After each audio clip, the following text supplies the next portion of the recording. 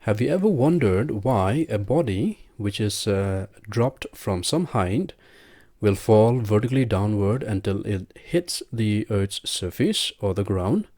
You can see in this diagram we have a building out here, and this ball is being dropped from the top of the building. So what happened to this ball? It will fall vertically down until it reaches the ground. Or if you take the ball and you throw it in some direction upward, what will happen to the ball? The ball will go, it will reach some height, and then it will fall back down onto the ground, right? What is the reason for this? Why any body which is thrown up will always come back down? I think you know the reason, isn't it? And the reason here is because of something called gravity, or the force of gravitation. We know that the Earth always attracts a body to the center of the Earth, right? As seen from this figure here, the Earth, it is attracting this ball. So therefore, this ball will always fall back down, even if it is thrown up. Okay. But what will happen if the ball is very far, it is situated very far from the Earth, as shown in this figure? Okay, now the question is, will this ball fall back onto the Earth? Or, in other words, will the Earth be able to attract the ball so that this ball will fall back down? Alright, so to answer that question, we have to look at the universal law of gravitation. Now, according to this law, it says that the force of attraction between two bodies is given by F is equal to G, mass of the body into mass of the Earth, by distance square.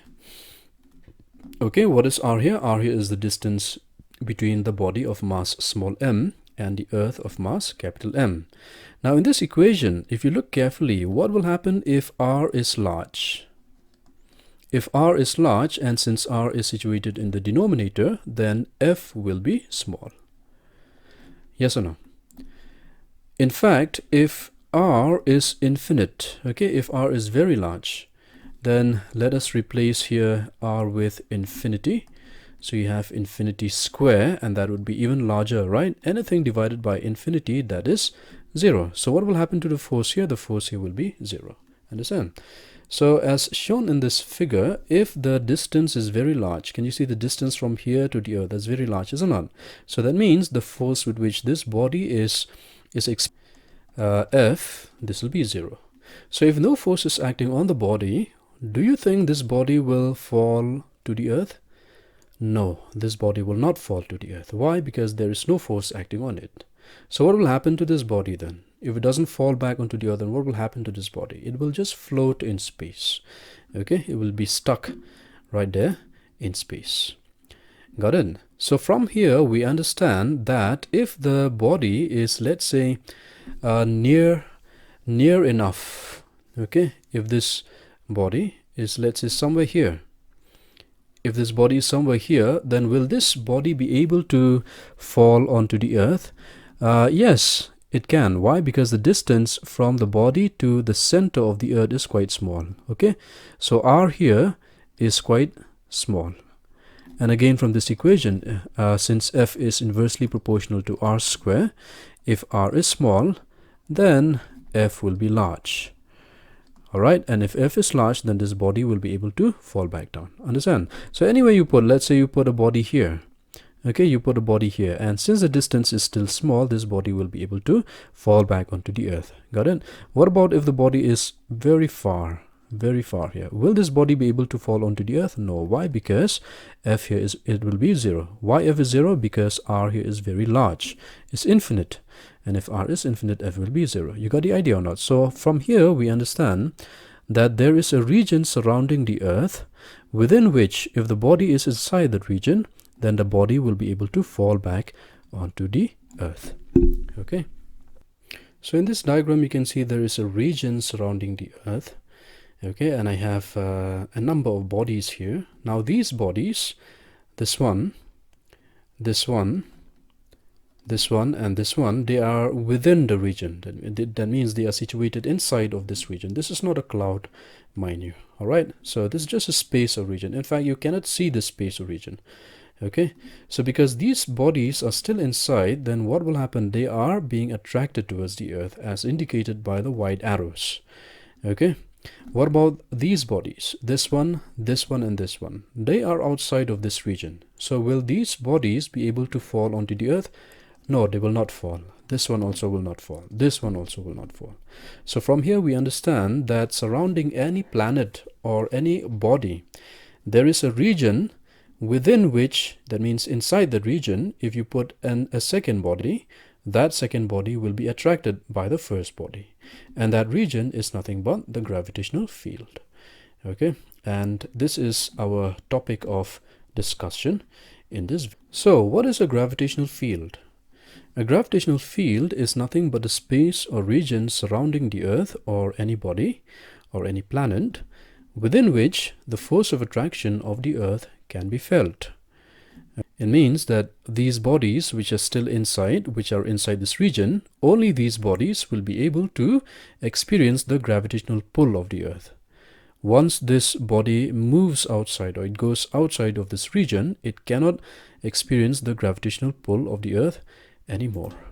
Okay, so again let us look at the definition here. It is a space or region surrounding the earth or any body within which the force of attraction of the earth can be felt.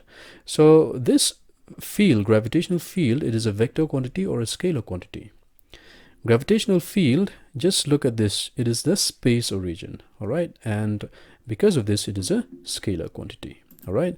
But then to understand the gravitational field nicely, we have to introduce a term called the intensity of gravitational field. Now, what is the meaning of intensity of gravitational field? By intensity, we mean strength of the gravitational field. Okay, so the intensity of gravitational field at a point P in the field. That means, imagine if we have a point P which is inside of the gravitational field, then what is the strength of the field at that point? The intensity of gravitational field at a point P in the field is defined as the force experienced by a body of unit mass. Unit mass means m is equal to 1 placed at that point. It is given by I is equal to F by m naught. M naught here is a test mass, is equal to gm by x square. What is capital M here? It is the mass of the planet. Okay, and x here is the distance of point P from the center of the planet. All right, in vector form, I bar is equal to minus gm by x square into x cap. Now what is the significance of this minus sign? This minus sign indicates that the gravitational field is directed towards the center of the earth. Okay, all right, so let us look at some important points when it comes to the gravitational field. Now the gravitational field is a gravitational field intensity is a vector quantity directed to the center of the earth. Can you see here in this diagram we have these arrows. Now what are these arrows? These arrows are the pictorial representation of the gravitational field. Okay, so it's easier for us to understand the gravitational field if we draw in terms of arrows like these. And if you look at the direction of the arrows, they are always directed towards the center of the earth. All right, so because they have direction, what type of quantity are they? They are a vector quantity. Okay, what else? Its dimensional formula is same as the acceleration due to gravity. How do we know that its dimensional formula is same? You remember or not, what is the expression? F is equal to, not F, I is equal to F by m naught, isn't it? So isn't this of the form F is equal to ma, and isn't this a F by m, right? So therefore if you compare this equation and that equation, we can clearly see that A is similar to I. In other words, I is similar to A. But in this case, A here is the acceleration due to gravity. So it should have the same dimensional formula as the acceleration due to gravity. And this is the dimensional formula. Inside a hollow sphere, okay, inside a hollow sphere, imagine if the earth is hollow. Of course, the earth is not hollow, it's solid. What is the intensity of gravitational field? That will be 0. So if we plot a graph, the gravitational field with distance for a hollow shell, we can see that if we go from the center of the shell to the surface, that means the distance r, the intensity of the field will be 0. At r, the intensity will be maximum, and then as you go away from the surface, the intensity decreases according to this relation. But for a solid sphere, like for example the Earth, okay, this is how the intensity of gravitational field varies. It goes linearly, and then till it becomes maximum on the surface, and then outside the surface it is decreasing down like this, okay, according to this variation. All right, so that is the concept of the gravitational field and the gravitational intensity of the Earth. Thank you.